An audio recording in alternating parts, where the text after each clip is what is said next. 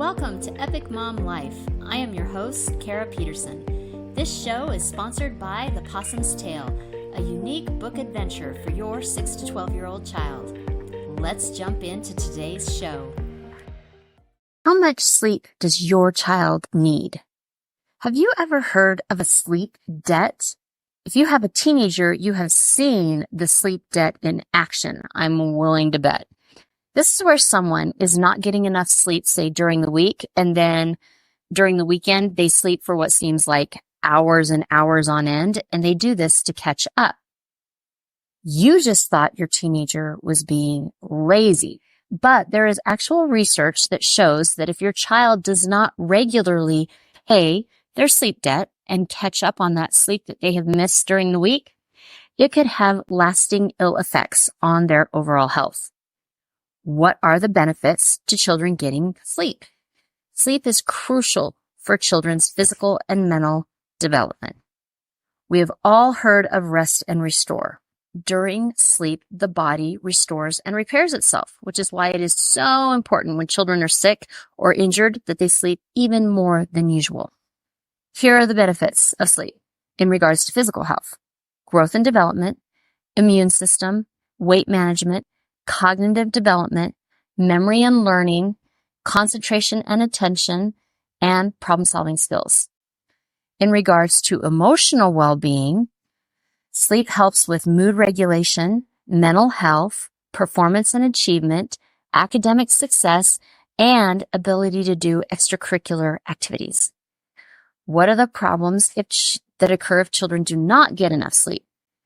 Well, just like there are fabulous benefits to making sure that your children get great sleep, there are also really horrible problems that can occur if they do not sleep well regularly. Problems include behavioral problems, cognitive impairment, physical issues, and developmental delays. Mental health concerns include anxiety and depression, impaired learning, increased risk of accidents, and social interaction problems.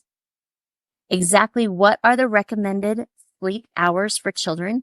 It helps, like now that we as parents think that sleep is really important, it helps us if we have a guide for how much sleep children really need. So the standard recommendation, and I have links for where I'm getting all of this, is for newborns 0 to 3 months, 14 to 17 hours per 24-hour period. Infants 4 to 11 months, 12 to 15 hours per 24-hour period. Toddlers 1 to 2 years old, 11 to 14 hours per 24-hour period. Preschoolers 3 to 5 years, 10 to 13 hours per night. School-age children 6 to 13 years, 9 to 11 hours per night. Teenagers 14 to 17 years, 8 to 10 hours per night. So that's a lot of sleep. And I'm thinking about my kids, and one of them always made sure he got that amount of sleep. He always got 9 to 10 hours of sleep. He loved his sleep. The other one didn't, but he's also the guy who slept in so much on the weekends. How do I establish a bedtime ritual? Creating a consistent bedtime routine with regular rituals is a key factor in the promotion of not only healthy sleep, but also in creating a consistent bedtime routine with regular rituals is a key factor in the promotion of healthy sleep and development of well-being in early childhood. Having predictable rituals can help your child feel secure and prepare them for a good night's rest. Here's some ideas for establishing consistent bedtime rituals. Sequence. Establish the same sequence of calming activities each night to help children transition from the busyness of the day to nighttime. We all like to know what we can count on and what comes next. Children thrive on consistency. Comforting activities. Incorporate soothing activities into the bedtime ritual to help children transition to sleep time. You can get creative and think about your child's love language. So touch, back rubs, cuddling, affirmation, play I love you because game. You can write a I love you note to each other for the following day. Quality time, talk about your day to each other, or keep a gratitude journal. Gifts, get a subscription to a magazine in your child's interest and read it together. Or give your child a special photo book, and each night they can put one photo in it with the decorations and the caption. Acts of service. Help them pick up before bed or read a book together and alternate chapters.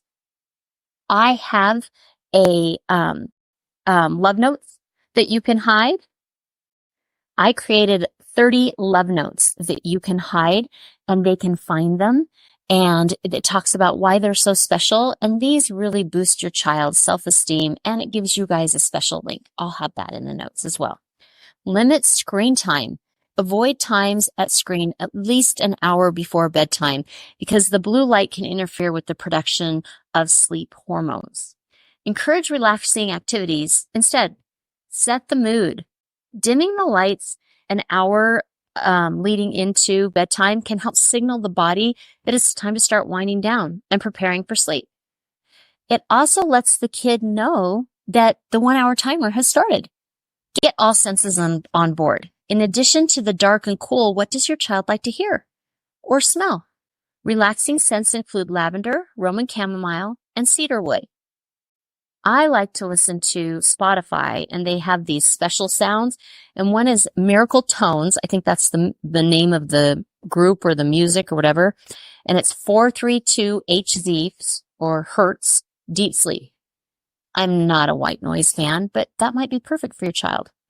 Bedtime snack. I'm really mixed on this one, because I am of the mind that the American society as a whole is overweight, and we have serious health issues because of this. So I do not think that eating right before bed is a great idea. However, personally, I cannot go to sleep if I am hungry, and I also get a headache. So this is kind of a dilemma. Make sure your child eats a full dinner at dinner time. And if they are hungry before bed, offer a glass of warm milk. My boys loved this, with a little bit of cinnamon and vanilla and almond extract in it. They thought this was great. Or a glass of chamomile tea. Yeah, my boys wouldn't touch the chamomile tea, but they did like mint medley. That was a favorite. These help the eyelids start to droop without extra stuff the body has to work on digesting in that night, because remember, they're supposed to be repairing. Mindfulness or meditation. These are so big with kids. Everyone is recommending that your kids do mindfulness activities. Some great mindfulness techniques before bed include 5-finger breathing, box or square breathing, progressive muscle relaxation, mindful coloring. I can totally get on board with mindful coloring, and listening to some relaxing music. There's also guided visualization. I have links for almost all of those. So if you have questions about anything I talk about, just go to my end notes and you'll see a lot of my references for where I got my research and a lot of the links and other blogs or videos I may have done, where you can also see a lot of extra stuff on individualized stuff like this. For the guided meditation, you can do this and you can make this up, or there are a ton on YouTube. I had fun looking at them all. My two favorite were Spaceship to the Moon and The Clever Fox, and they were actually created by the same people, New Horizon Holistic Center. The necessaries. You still have to do the necessaries at bedtime. Some people use chore charts or graphs to help with this, but these are important to the bedtime ritual. Brush your teeth, bathe or wash your face, possibly prepare for the following day. Finish any nighttime pet needs. Our dog always gets to go out for a last potty and a treat. Put on jammies. Connection time. We talked about earlier, sometimes when couples get together, the lights are dimmed and it signifies romance and connection. Well, every night when the lights go down, your children can look forward to this time. The dimming of the lights can signify that you are putting away your chores, your work, your distraction, anything that draws you away from your children. And instead, you're going to spend that last hour with the lights go dim, spending quality time with the kids. It's the time to celebrate the end of one day and look forward to the next. How do I encourage healthy sleep habits? A lot of these things that I mentioned. You're going to create that relaxing bedtime routine. You can also create your own traditions. For example, my grandpa was kind of stern and gruff, and he was gone all day. So my sister and I bonded really easily with my grandma, but not so much with my grandpa. That every night he would come home and he would eat dinner, and then he'd go to his chair, he'd smoke his pipe, and he'd read his paper. And he'd have his paper up like this in front of him, so, he didn't see us. Well, my sister and I, we would go take our baths, and we'd get in our nighties, and then we would sneak in to see Grandpa, and we'd each steal one of his slippers. And magically, they were very loose off of his feet, and he'd never hear us coming, even though this happened every single night. And we'd each steal one, and we'd go and we'd hide it somewhere in the house.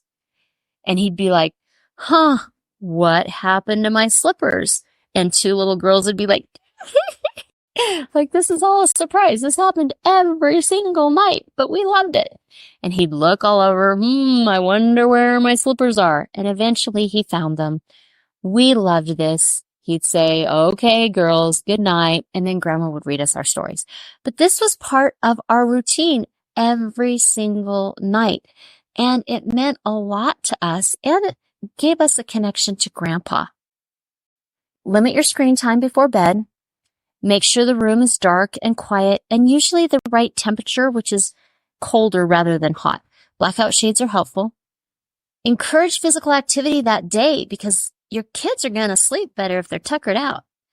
And avoid stimulating activities right before bed. This is different for different people. For me, this could be a really exciting book. If it's a really exciting book, I want to read on through the night. No TV right before bed, and I have to keep that 1 hour screen time rule. Getting enough sleep is crucial for children's physical and mental development. And yet many parents and children seem to battle the bed routine every single night. If you remember to turn it into a time of quality connection and a soothing ritual, your child will look forward to the ending of each day and a soft place to lay their head at night. The movie quote this week, Mrs. Potts, off to the cupboard with you now, Chip. It's way past your bedtime. Good night, love. Sleep well. Beauty and the Beast. If you are hearing this message, you've listened to the entire episode. And for that, I want to send you a huge thank you. Please leave me a comment or review and share with other moms you know. Get in touch in the comments or on Kara's social media networks. See you next week for a new episode.